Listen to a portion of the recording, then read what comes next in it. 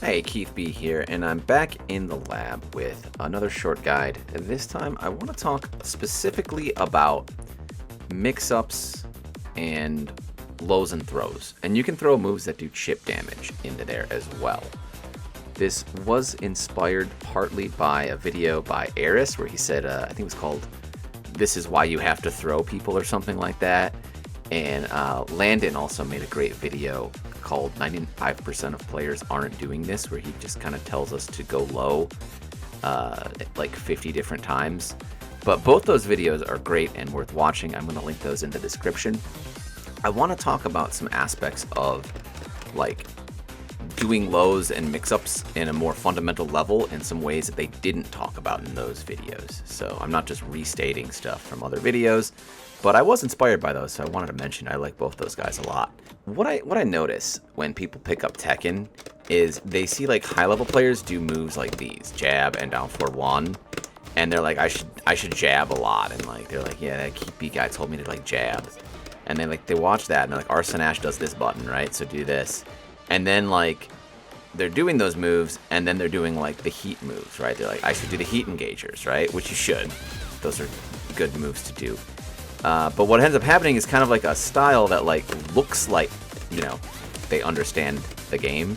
But then when you end up playing people, you may have played people like this, or you might be someone like this, where like you're able to like basically play against them, and it's almost like they're playing a different game from you.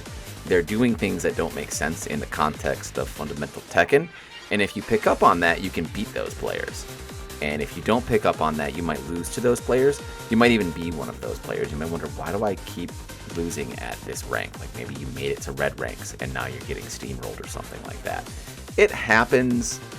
There's all kinds of plateaus in Tekken ranks, but it does happen. I'm going to tell you why this happens and what things we can do to basically like, I'm going to reverse engineer what Tekken looks like here on a fundamental level. That's what I'm going to try to do.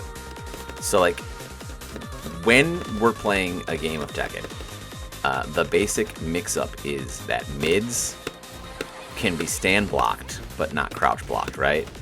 And lows have to be crouch blocked and can't be stand blocked. So I have two different guards. You guard mids one way and lows another.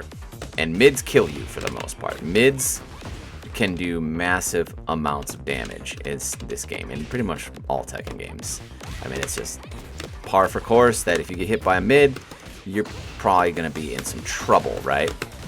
So mids are very damaging, so you don't really want to crouch block, right? You don't really want to crouch block because you don't want to eat launchers, and most of the launchers are mids. Most of the launchers you can't react to are mids, with, you know, some exceptions. So crouch guard is bad, kind of. It's dangerous, rather. Crouch guard is very dangerous. So since crouch guard is dangerous, if someone understands this and is not willing to just like eat mid launchers, then in order to stop them when they're on the defense, you have to use lows. You can also use throws, because while throws are breakable, they will do damage when you're stand guarding if they don't break the throw. Oh, wow, that's interesting. There we go.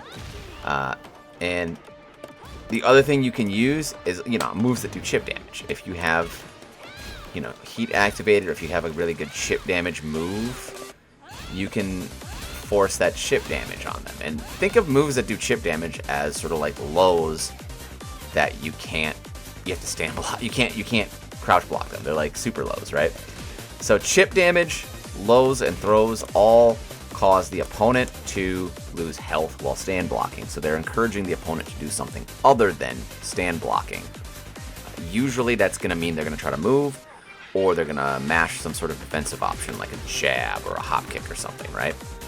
And if they're mashing, you can launch them again. And there's all kinds of moves that you have that can do things to people who want to mash. And you can counter hit them when you have the advantage. You know, there's plenty of ways to counter hit people in this game. Wow, that really dropped. There we go. Yeah, counter hits, right? So if they're mashing, you can hit them with your mids or with your, you know, Magic 4 type fast counter hit tools. Well, those tools are a little bit reduced in power from Tekken 7. Counter hits are still very dangerous. So if they're gonna stand block us, we have to use lows, throws, and chip damage. And specifically, I'm here to talk about lows and throws. The main difference between lows and throws is that better players are going to be able to consistently break throws, but throws in Tekken 8 still have a lot of utility and a lot of advantages to them.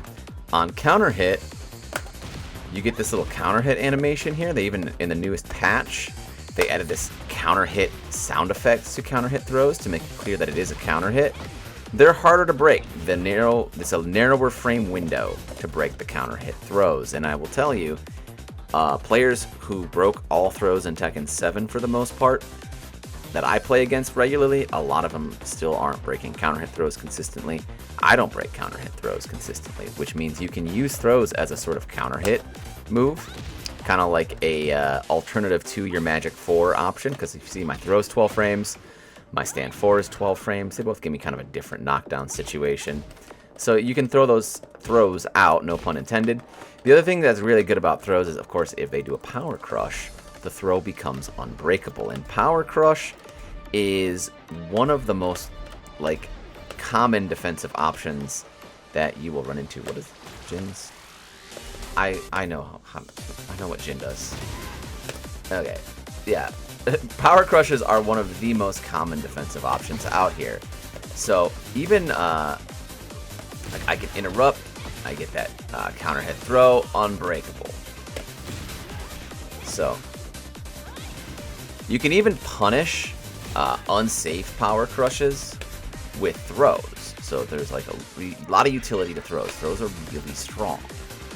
So you should definitely mix in throws with your pressure. But I want to talk a little more about lows here. And you can use lows and throws kind of interchangeably. They both can be ducked. They both beat stand guard. The main difference is throws have these other properties and they can be broken. You can't really do anything. You get hit by a low, you got hit by the low, you lose the health. So when we get in range where we can hit each other, and there's a lot of really long range mids, most characters don't have crazy long range lows. So once I'm in range of like my longest range low, for like June, it'd probably be like down back 4. We're now in a situation where I can hit you with a low, or I can hit you with a mid, right? And so as soon as we get in range to hit each other, this creates a potential mix-up timing, where one of us could do a mix. Somewhere in this range is also going to be Jin's down 2 will work, and he's got his forward 4, so he's got mids and lows. I've got mids and lows. We're now playing Tekken. We have to deal with each other's mix-ups. You don't have to do a mix-up immediately. I would actually recommend probably you don't immediately get in range of your longest range low and do a low every single time. It's not a bad time to do a low.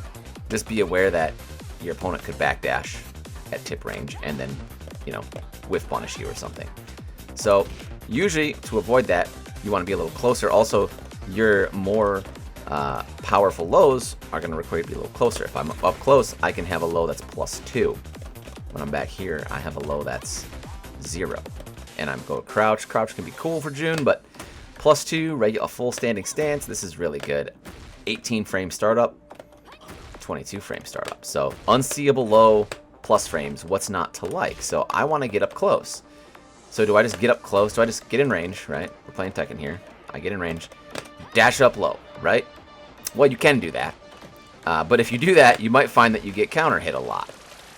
Because usually when you dash up on people, they're going to mash something. And if they have some sort of launcher that's like 15 or 16 frames, or any sort of decent poke string, they're probably going to mash one of those things, or just like a hop kick. And all that's going to beat your low. So what you have to do is get in range of your tools that can give you more advantage, right? And everyone pretty much has, well, everyone except for Asuka, has a jab that is plus on block. So this jab creates a situation on hit or on block where I can continue to apply pressure. When I'm saying plus on block, I mean my character recovers 8 frames faster than the other person's character on hit, and 1 frame faster than the other person's character on block. So if I were to jab, record Jin doing it just for posterity's sake. If I record Jin doing jab, with no delay, then I'm going to get hit if I try to jab back, right? We call this a frame trap.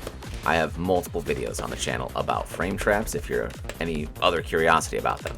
So what's nice about these plus frames, that frame trap, right, has the potential, when I'm plus, I can do my fast counter hit move, right? So if they're going to mash on me, oops, I didn't mean to do that.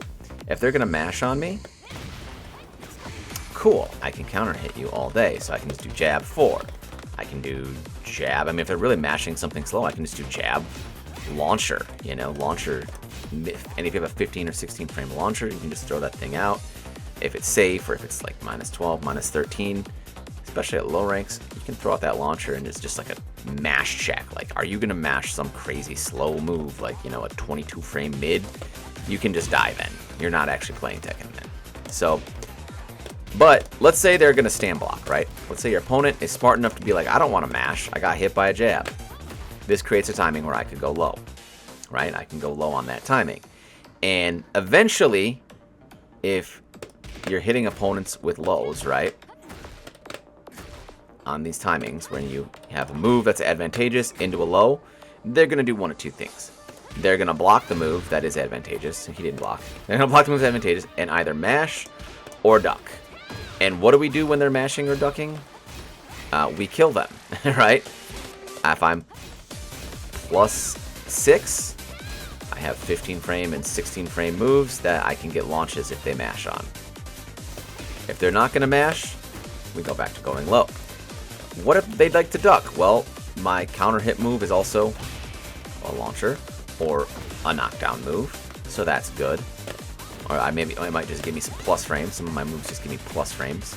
So all that's fine. I can have more plus frames and then be in another situation where I could go low, right? Boom, boom. So again, you have to kind of read what kind of player you're fighting. And in order to do that, you have to use what we would call mid checks. Down forward 1 is most characters' main mid check because it's for most characters, a 13 frame, sometimes a 14 frame mid. That's not too bad on block.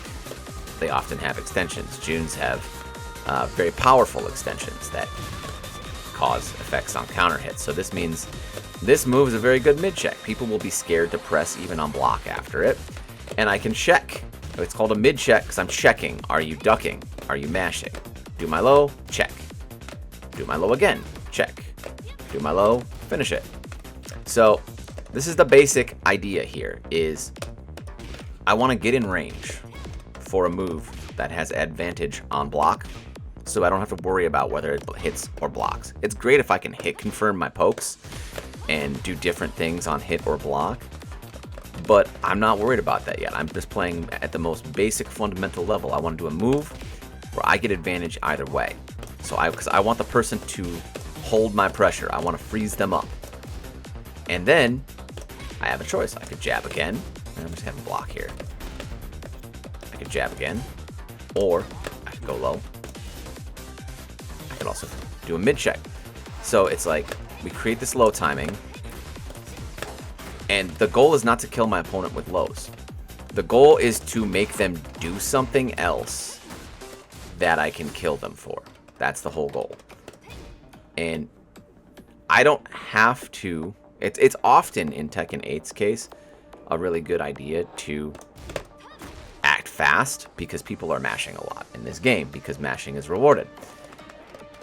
But if we can discourage them from mashing with our jab and our 4 and our high crush options and whatever, launchers, if we scare them from mashing, we hit them with a low. And then we check again, are you mashing? Low, are you mashing? And if they're mashing, we just can kill them. If they're not mashing, we continue the lows. And I'll have rounds where I will literally do like down back 3, down back 3, down back 3, and then launch somebody. And I'm not, I'm like Tekken King right now on June or something, and so I'm not playing like complete low-level players here. I'm playing like mid to higher level players. I fight like people like Tekken God and up all the time. This stuff does work. You can watch anyone's replays. Go watch Landon's video. He does it at GOD, and he does like low, low, low. And then he checks if someone's ducking. They don't duck, and he goes low. So people right now are not always ducking in this game. So you can take advantage of that.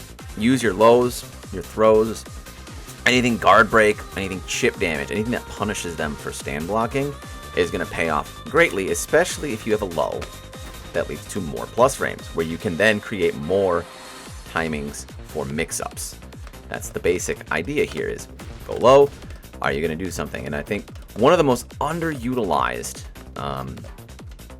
situations, down for one on block. Down for one on block, I have this, like I mentioned before, very scary extension. Down for one on block, into low. Down for one on block, into low. Until they start swinging, start finishing your down for one. Same thing, jab, 4, jab, 4, jab, 4, jab, low, jab, low, jab, low. At some point, they're going to get sick of eating this low, and they're going to start either mashing or moving or ducking. And when they do, you have a move on your move list that can kill them for whatever option they choose. So we have jab low, super strong. Down for one low, super strong. Low, low, super strong. Another thing that you want to look for is sometimes people are going to be in rage. Sometimes characters are going to have sort of crazy options, like, you know, an option such as Jin. This isn't the craziest thing, but Jin up forward 2, right? Jin up forward 2 like gets out of a lot of stuff. So if they're gonna do this kind of evasive weird move, what we can do is wait. Wait is also an option. I don't have to go low immediately. I do jab, wait, low. You know, is it Yoshimitsu? Is he gonna flash? Is Asuka gonna parry? You know, there's all kinds of wacky things that you can use to like steal turns in this game. So on any time when you could do a low, you could also wait and then do a low. That's delayed low timing. And what is often the case is players who are really good at changing up their low timing tend to be really good at Tekken. Like the highest level players I've ever fought have like weird low timings where I can never figure out how to like low parry or can them. Just look at Anakin playing Jack, you know, a super timing based character using down back 1. That's a great example of a player who's really good at changing up low timing and using this exact game plan of pressure into low, pressure into low, and making reads after the lows. Alright, I don't want this video to be too long, so I will definitely talk more about timings and like offense in Tekken, and specifically in Tekken 8 in some future videos. For now, I hope this video about like how and when and where to go low was helpful to some of you, and I hope to see you next time.